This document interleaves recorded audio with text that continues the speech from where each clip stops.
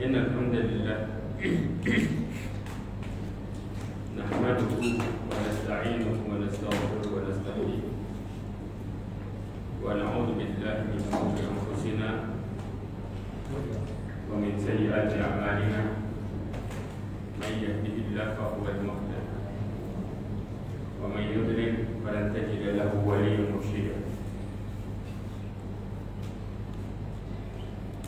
أشهد أن لا إله إلا الله وحده لا شريك له وأشهد أن محمدا عبده ورسوله بلغ الرسالة وأدى الأمانة ونصح الأمة وتركها على المحجة البيضاء ليلها كنهارها لا يزيغ عنها إلا هالك. أما بعد معاشر المؤمنين رحمني ورحمكم الله جميعا. Alhamdulillah, kita bersyukur kepada Allah Azza wa Jalla yang memberikan kita petunjuk untuk bisa lurus dalam ketaatan kepada Allah Azza wa Jalla. Salawat dan salam kepada Nabi Muhammad sallallahu alaihi wasallam, para nabi dan mursalin sebagai nabi dan sebagai rasul. Pembahasan kita kali ini adalah tentang memurnikan tauhid menjadi jalan masuk surga tanpa hisab. Tentunya kalau kita bicara kaum ini yang masuk surga itu terdiri menjadi 3 macam. Ya. Orang masuk surga itu ya, modelnya macam ada 3. Model yang pertama adalah masuk surga tanpa hisab dan tentunya juga tanpa adab. Nanti saya akan jelaskan. Yang kedua adalah masuk surga dengan hisab terlebih dahulu, tapi hisabnya Allah rendah. Ya. Model yang ketiga, mereka masuk ke dalam adab Allah, kemudian baru masuk surga. Nah, model yang pertama, ya, masuk surga tanpa hisab ini, Rasulullah SAW menjelaskan di dalam hadis yang diriwayatkan oleh Imam Bukhari, dikatakan quridat alayya umaman faja'ala an-nabi wan nabiyyan yamuruna ma'ahum rahad wan nabi laysa ma'ahum ahad. Di antaranya adalah ketika Rasulullah mengatakan ditampakkan atas umat, yaitu umat-umat yang ada seorang nabi atau 2 orang nabi berjalan diikuti oleh rahad. Rahad ini hitungan dari 3 sampai 9, namanya disebutkan rahad. Ya. Ada nabi yang tidak bersamanya 1 orang pun dari pengikutnya. Artinya total enggak. Ya. Hatta rufi'a li sawadun 'azim. Qultu ma hadha? Ummati hadhihi. Maka kemudian Allah Subhanahu wa taala menampakkan kelompok yang besar. Kemudian Rasulullah bertanya, siapa mereka? Apakah itu umat? Akan tapi apa? Qila bal hadza Musa wa qaum. Itu adalah Nabi Musa dan kaumnya. Setelah itu, qila undur ila al-ufuq, fa idza sawadun yamla'u al-ufuq. Thumma qila undur ila hahuna wa hahuna fi afaq as-sama'. Faidah sawadu qad mala'al ufuq ila hadhihi ummah. Maka kemudian setelah itu Rasulullah SAW disuruh melihat ke ufuk. Ya, tahu kan ufuk? Ujung. Itu istilahnya ufuk. Ya. Ternyata apa? Di ujung itu dipenuhi dengan sejumlah besar manusia. Kemudian disuruh lagi lihat ke sana, ujung. Dipenuhi dengan jumlah besar manusia. Maka kemudian dikatakan, maka inilah umat. Kemudian dikatakan setelah ini umatmu, maka dikatakan ya, min haula sab'una alfan bi ghairi hisab. Dari mereka itu yadkhuluna al-jannah sab'una alf, 70.000 masuk surga tanpa hisab. Kuotanya berapa? 70.000. Nah, nanti kita akan bicara ciri-ciri mereka bagaimana. Ya. Dasar mereka apa? ada satu dasar besar ya, supaya kita paham tentang perkara ini. Kemudian juga ada orang yang masuk surga dengan hisab, tapi hisab yang dimaksud adalah al-ard. Ard di sini ditampakkan secara ringan, cuma ditampakkan global aja, bukan ditampakkan secara mendetail. Kenapa? Karena Rasulullah mengatakan manukisha udib, barang siapa yang ditampakkan amalnya secara detail ya satu-satu, maka pastikan ada ya. Maka dari sini dikatakan Allah Subhanahu wa taala dalam surat Al-Insyiqaq ayat 7-9, fa amma man utiya kitabahu bi yaminihi fasawfa yuhasabu hisaban yasira wa yanqalibu ila ahlihi masrura. Allah mengatakan barang siapa yang diberikan kitabnya dari tangan kanannya, maka mereka dihisab dengan hisab yang mudah. Makanya Rasulullah mengatakan dalikal ardh, itulah cuman dipaparkan saja secara global, bukan didetailkan. Bahkan pernah Rasulullah SAW ya, ketika ditanya Aisyah, alaysa yaqulullahu ta'ala fasawfa yuhasabu hisaban yasira, bukankah Allah pernah mengatakan dalam Al-Quran maka mereka akan dihisab dengan hisab yang mudah, yang ringan. Maka Rasulullah mengatakan dalikal ardh, itu adalah dipaparkan, bukan dihisab ya. Di riwayat yang lain dikatakan ayat fi kitabihi fatajawaza lahu anhu ya, mereka melihat di catatan amalnya lalu Allah mengampuninya.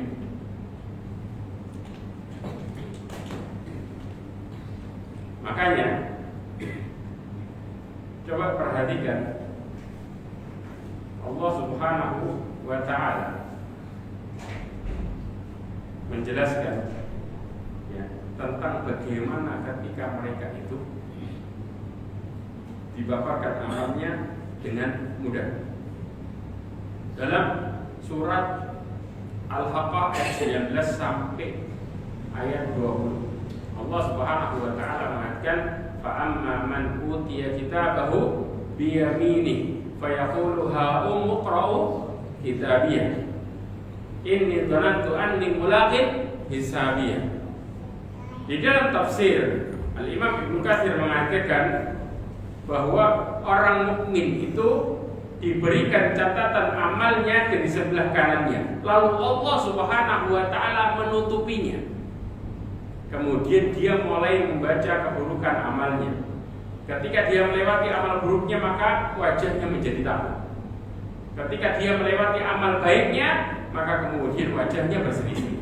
Kemudian diulangi catatannya lagi, ternyata amal buruknya diganti sama Allah dengan kebaikan, diampuni. Di amal buruknya habis tuh, tulisannya nggak ada lagi, ganti semuanya jadi baik. Maka kemudian dia mengangkat kitabnya dengan mengatakan umqra kitabiyah, lihatlah kitabku ini, kata dia. Di saat itu dia mengatakan dengan penuh bahagia, dia mengatakan ambillah, bacalah buku ini, kayak anak yang kemudian semua nilainya 100. Ini lebih senang daripada lain, karena kita bicara masalah keselamatan dan kebinasaan antara dua itu. Ini gambaran bagaimana Allah Subhanahu wa ta'ala memudahkan di hisab. Jelas?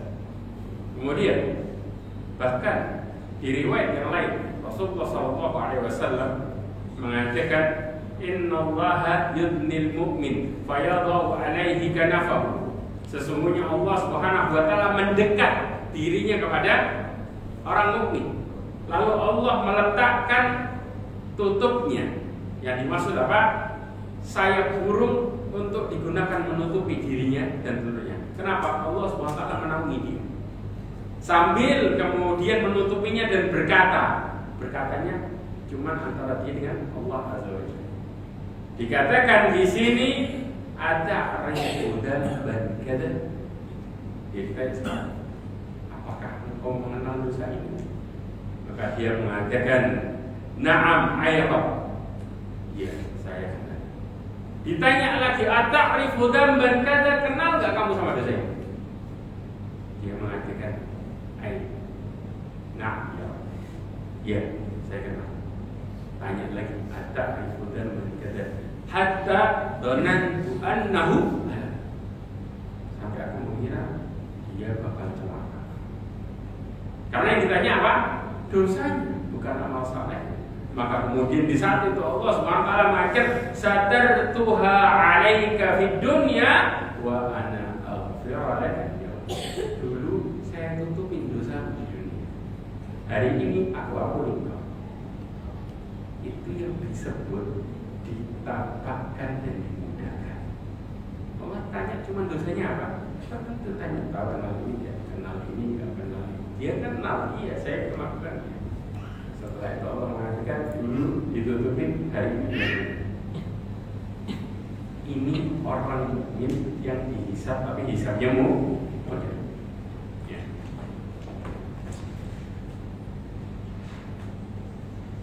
Kemudian yang ketiga, ada orang yang masuk surga setelah dihisab, ya, kemudian disiksa di neraka. Ya. Al-Imam Ibnu Hajar al-Asqalani mengatakan wal muradu bil munaqashati al-istiqsa' fil muhasabati wal mutalabatu bil jalil wal haqir wa tarkil musamah. Ya. Kenapa dimaksud dengan munaqashah di sini? Yaitu detail rinci dalam pemeriksaannya. Kalau kita bilang apa? Audit. Dan ya, penuntutan segala dosa yang besar ataupun yang kecil disertai tanpa pemaafan. Sudah itu diapakan? Masuk ke neraka. Selesai habis dosanya baru dikeluarkan dari neraka dan dimasukkan ke dalam surga. Bahkan di akhirnya, ya, sudah penghuni neraka masuk neraka, penghuni surga masuk surga, Allah mengatakan kepada malaikat, akhriju man kana fi qalbihi mithqala habatin khardalin minal iman. Kata Allah Subhanahu wa taala, keluarkan orang yang di dalam hatinya sekecil apapun dari keimanan. Maka kalau mereka keluar, kata Rasulullah, qad iswaddu, sudah menghitam kayak arang. Kemudian apa? Fayulqauna finnahril hayah awil hayat. Dikatakan mereka dilemparkan ke sungai kehidupan. Maka kata Rasulullah SAW, mereka itu tumbuh kayak tanaman tumbuh di pinggir sungai. Ya, dari hitam legam, ya, habis itu, kemudian masuk ke situ, kemudian mulai tumbuh sampai itu. Ini sudah terakhir. Itu sistem yang ketiga. Jelas ya? Nah, sekarang orang yang disiksa ini, dia akan tersiksa dengan dua sisi. Sisi yang pertama, tatkala disidang, dia tersiksa. Ya, kenapa? Di saat itu dia menghadapi kenyataan. Kalau celaka, neraka di hadapan matanya. Orang yang melihat neraka dan dia mengira dirinya bakal sengsara dan celaka, itu kayak orang yang tersiksa sebelum masuk. Jelas? Yang kedua, tatkala masuk neraka setelah persidangan. Ya. Jadi dua sisi ini dia kena. Ya. Makanya kalau orang istilahnya orang Yahudi mengatakan apa? Ini masuk neraka sehari 2 hari. Mereka merasa, makanya kemudian mereka bermaksiat dan menggampangkan dalam kehidupan, karena merasa paling dihukum sepihak bagi pemikiran mereka. Ya. Kemudian Allah Subhanahu wa taala menjelaskan tentang bagaimana kondisi orang yang kemudian mereka kembali kepada Allah, yaitu bertauhid. Coba juga surat Fatihah ayat 32 sampai 33. Kalau mereka bertauhid, kenapa mereka bisa masuk surga tanpa hisab? Yaitu bukan sekadar bicara amal, tapi lebih dari itu. Ada yang baca? Artinya jadi baca. Fatihah 32-33. Kemudian kitab itu kami wariskan kepada orang-orang yang kami pilih di antara hamba-hamba kami. Berarti apa yang dimaksud kitab di sini?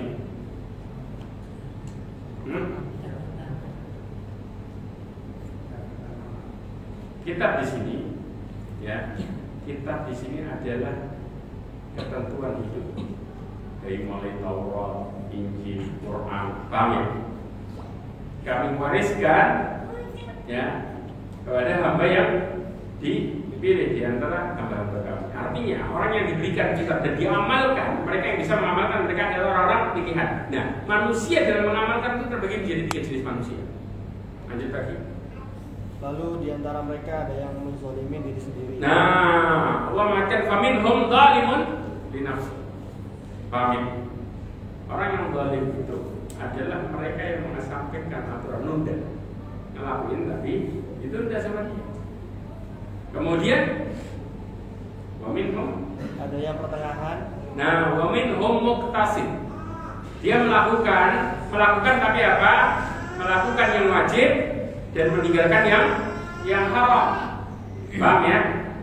Kemudian yang berikutnya waminhum, dan ada pula yang lebih dahulu berbuat kebaikan dengan izin Allah. nah waminhum sabiqun bil khairat biidznillah, bersegera melakukan kebaikan. Orang-orang yang seperti ini mereka melakukan yang wajib, menambahkan yang sunnah, meninggalkan yang makruh dan haram, dan berhati-hati terhadap yang mubah. Mereka adalah orang-orang yang bersegera melakukan kebaikan. Nah, semua ini adalah orang-orang yang menjalankan dan menuju kepada Allah Azza wa Jalla. Modelnya 3 jenis. Ada yang zalim, ada yang pertengahan, ada yang bukan sekedar totalitas, tapi bersegera, nggak pakai nunda. Nah, kemudian lanjut. Yang demikian itu adalah karunia yang besar.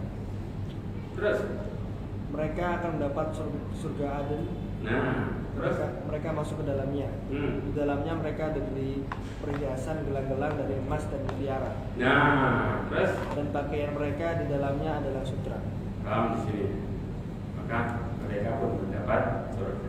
Orang yang zalim itu dapat, orang yang zalim tadi mendapatkan, tapi ada yang masuknya cepat. Siapa mereka? Orang-orang yang sabiqun bil khairat, ya, bersegera melakukan kebaikan. Ini bisa menjadi masuk surga tanpa hisab. Nah, di antara contoh orang yang masuk surga tanpa hisab, Allah Subhanahu wa taala memberikan contoh, yaitu di mana Nabi Ibrahim menjadi panutan. Bahkan Nabi Ibrahim ini Allah sebutkan dalam surat An-Nahl, ya. Contoh yang pertama, dalil yang pertama yang disebutkan oleh penulis Al-Ghazali, ya, yaitu surat An-Nahl ayat 120. Coba dibaca. Di situ diungkapkan bagaimana Nabi Ibrahim menjadi contoh sebenarnya. Contoh bagi orang yang Allah kasih Nabi Ibrahim ujian tentang sifatnya dengan 4 sifat. Apa aja? Seperti 120. Inna Ibrahim, sungguh Ibrahim adalah seorang imam. Berhenti. Allah mengatakan Inna Ibrahim kana ummatan. Umat di sini ada 2 pengertian. Pengertian yang pertama bisa jadi sebagai pemimpin atau contoh. Itu disebut dengan umat. Jelas. Pengertian yang kedua, seseorang yang memiliki sifat yang mulia, yang banyak, yang biasa tersebar pada diri orang banyak. Dan sifat itu terkumpul di satu orang, maka itu disebut dengan umat. Karena umat ini judulnya apa? Banyak. Nah, maka Allah sebut Nabi Ibrahim sebagai umat. Dan paling banyak dipakai adalah Nabi Ibrahim disebut sebagai teladan atau pemimpin bagi orang yang beriman atau bertauhid. Jelas? 2. Lanjut. Patut kepada Allah dan hanif. Yang kedua adalah qanitan. Qanitan di sini adalah seorang yang senantiasa taat kepada Allah Azza wa Jalla. Ya, mereka taat dan melakukan perintah Allah dengan teguh, gak belok sama sekali. Mereka benar-benar melakukannya dengan keyakinan total. Makanya Nabi Ibrahim itu keimanannya sampai kepada ainul yakin. Pertanyaannya, kapan Nabi Ibrahim sampai kepada keimanan ainul yakin? Belajar dari apa? Ada yang tahu?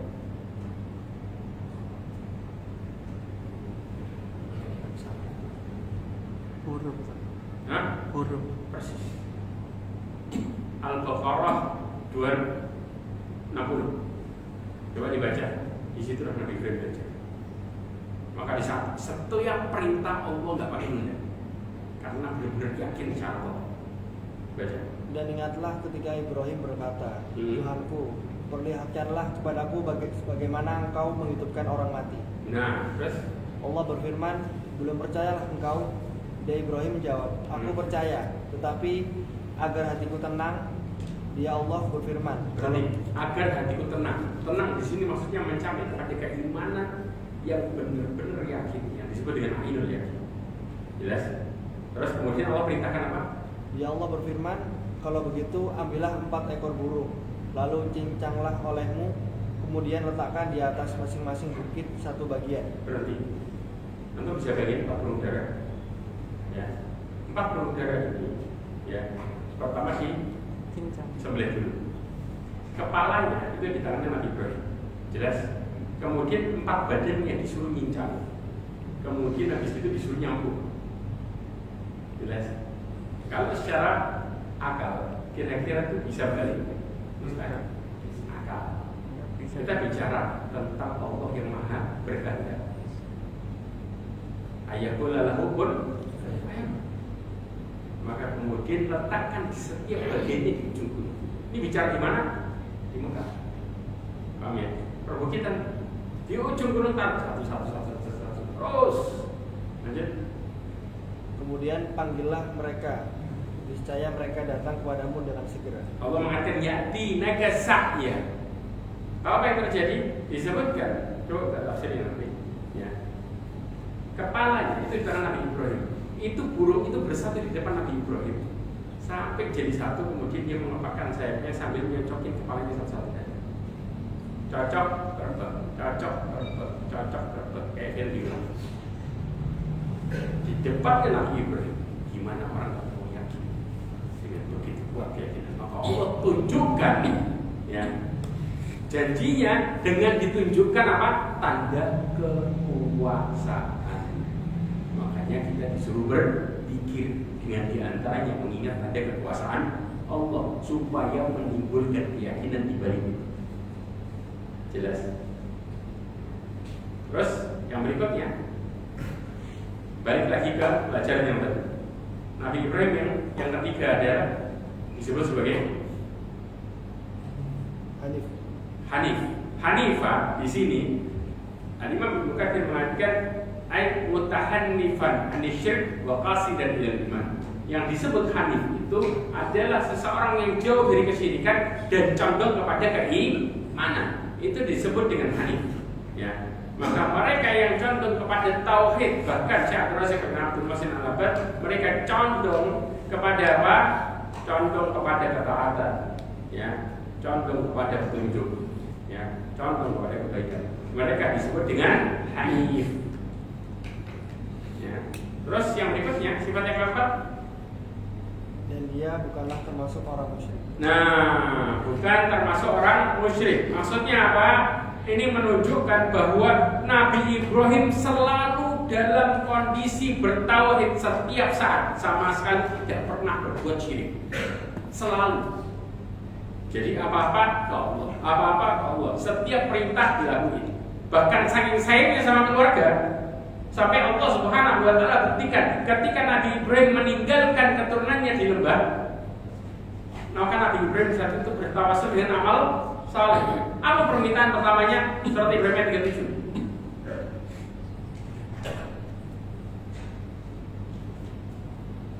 Coba perhatikan seorang ayah yang peduli sama keluarganya di lembah yang tidak ada tanaman, ya, dan gak ada air. Orang harusnya minta apa? Minta air. Yang lain minta makanan. Dan Nabi Ibrahim minta apa? Ya Tuhan, sesungguhnya aku telah menempatkan sebagian keturunanku di lembah yang tidak mempunyai tanaman-tanaman di dekat rumah Engkau. Berarti Nabi Ibrahim di sini bertawasul dengan amal saleh, artinya meninggal keluarganya, kemudian diungkapkan amal tersebut. Nah, untuk mengungkap amal tersebut berharap Allah memberikan anugerah, paham? Berupa dikabulkannya doa. Apa minta utamanya? Ya Tuhan, yang demikian itu agar mereka melaksanakan sholat. Agar mereka melaksanakan sholat. Terus, maka jadikanlah hati sebagian manusia cenderung kepada mereka, supaya orang-orang pada ke sana. Terus, yang ketiga, dan berilah mereka rezeki dari buah-buahan. Mudah-mudahan mereka bersyukur. Minta makanan itu yang ketiga. Yang ke satu agar mereka dibikin sholat. Hubungannya apa? Ada yang bisa jawab? Kenapa Nabi Ibrahim minta pertama kali bukan makanan, tapi supaya mereka mendirikan sholat? Perhatikan baca itu. Apa? Apa? Iya, keinginan Nabi Ibrahim supaya keturunan yang diriin sholat itu kan. Kok nggak minta makanan? Paham? Kenapa? Itu yang maksud. Karena kalau orang taat sama Allah, Allah jamin semua. Dunia dapat, akhirat dapat. Di saat bersama.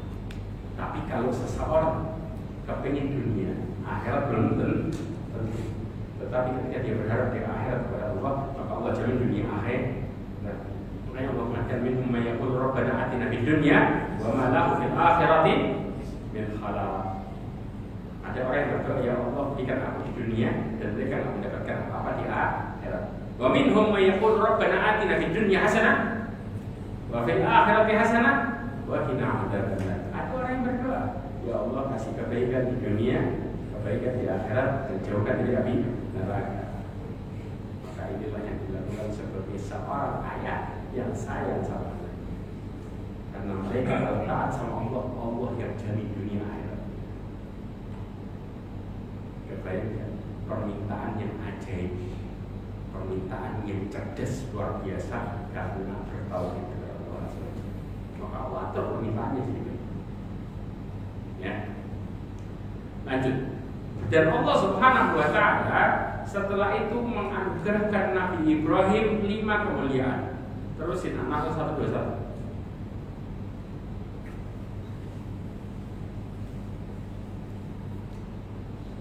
Dia mensyukuri nikmat-nikmatnya.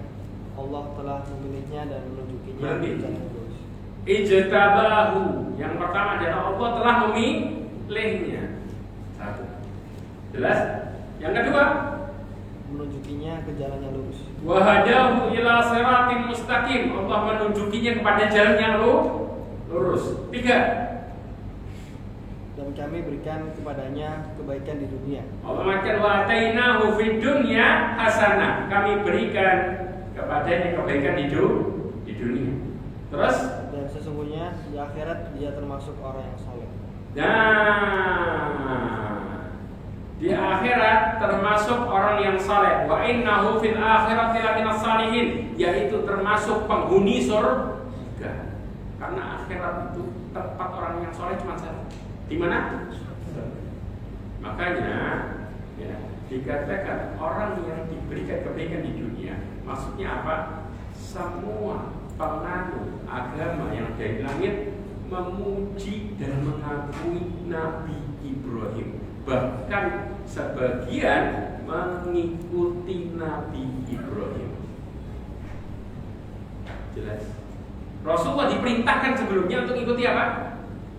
Nabi Ibrahim. Millata Ibrahim Hanifah walam yakun minal.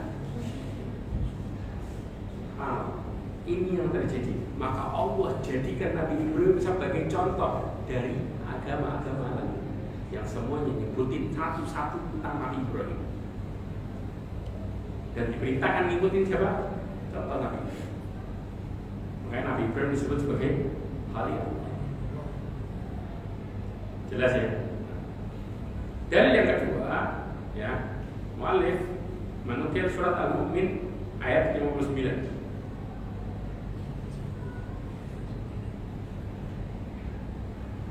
dan mereka yang tidak menyekutukan Tuhannya.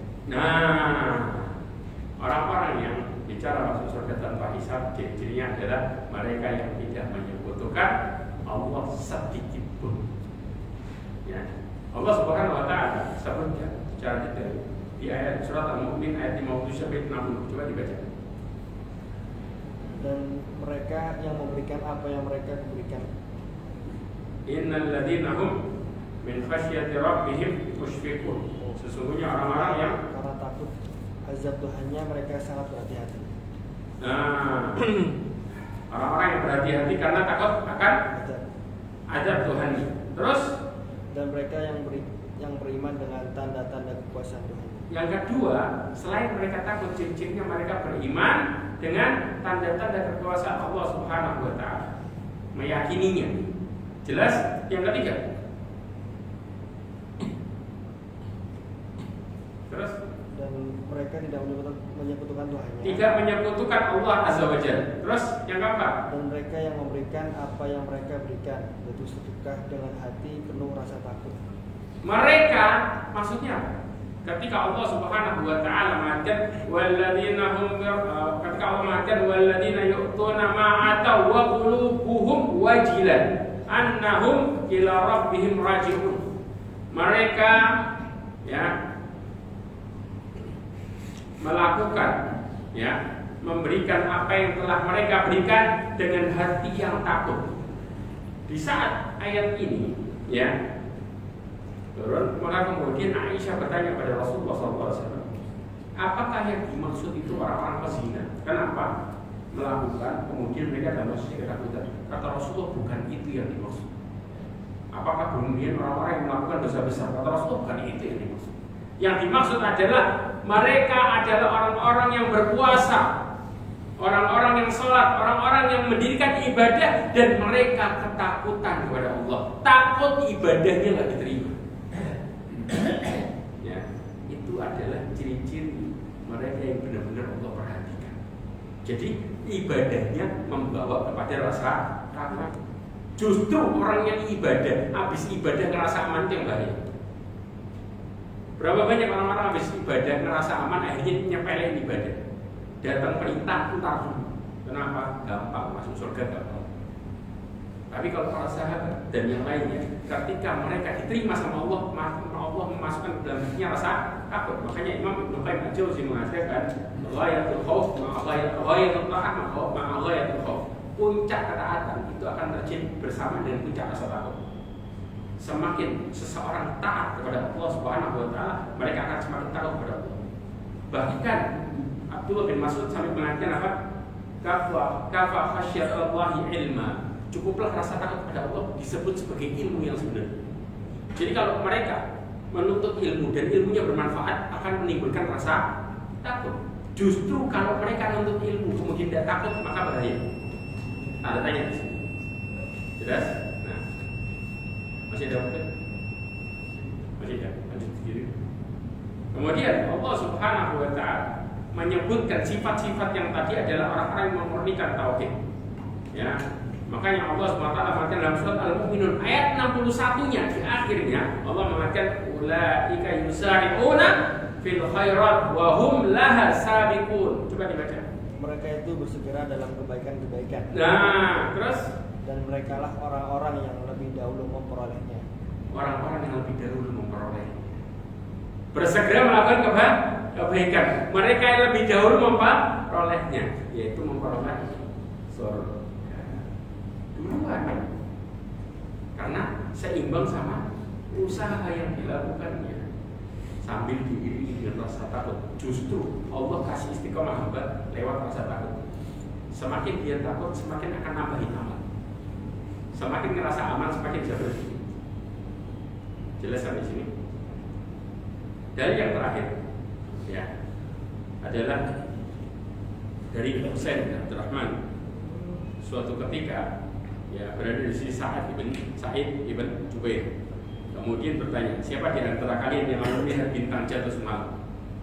Maka dikatakan aku. Kemudian ketahuilah sesungguhnya aku ketika itu tidak sedang melakukan salah, karena aku disengat kalajengking. Apa maksudnya? Ketika sedang terjengking, kemudian dia bertanya kepada, apa yang engkau lakukan? Aku menjawab, aku minta diruqyah. Ia bertanya lagi, apa yang mendorong kamu melakukan hal itu? Yaitu sebuah hadis Nabi SAW, ya, bahwa dijelaskan hadis itu, ya, di antaranya ciri-ciri orang yang masuk surga tanpa hisab adalah, kata Rasulullah SAW, la yastaqun wa la yatatayyarun wa la yaqtawun wa ala rabbihim yatawakkalun. Mereka tidak minta diruqyah, tidak tatoyur, mengaitkan sesuatu dengan binatang dan lain sebagainya. Jadi kayak apa namanya, buku-buku masuk rumah ada tamu dan lain sebagainya. Mereka tidak memakai itu. Kemudian mereka tidak memakai pengobatan kai. Kai itu pakai besi panas, ya. Kemudian dan kepada Allah mereka bertawakal. Ya. Maka di saat itu ya, wah, ketika dituturkan masalah hadis ini, bahkan sampai dijelaskan dalam hadis, la ruqyata illa min ainin aw hum. Tidak ada ruqyah kecuali dari ain atau terkena sengatan. Kemudian Sa'id berkata, sungguh aku telah berbuat baik, orang yang telah mengamalkan apa yang telah didengarnya. Kemudian Abdullah bin Abbas menuturkan hadis Nabi SAW yang tadi, ya. Maka dari sini, apakah hukumnya nih? Apakah kita tidak boleh meminta ruqyah? Apa yang dimaksud masalah ini? Yang dimaksud orang yang 70.000 masuk ke dalam surga tanpa hisab adalah mereka punya 4 ciri. Tidak pernah minta ruqyah, tidak pernah berobat dengan besi panas, tidak pernah tatoyur, dan yang keempat ini intinya, yaitu bertawakal kepada Allah. Dari 3 ini, dari 4 ini, yang paling mendominasi adalah yang keempat. Maksudnya apa? Apakah boleh orang meminta diruqyah? Jawabannya boleh. Bahkan Rasulullah SAW menjelaskan, ya, tentang permasalahan meminta diruqyah. Ya.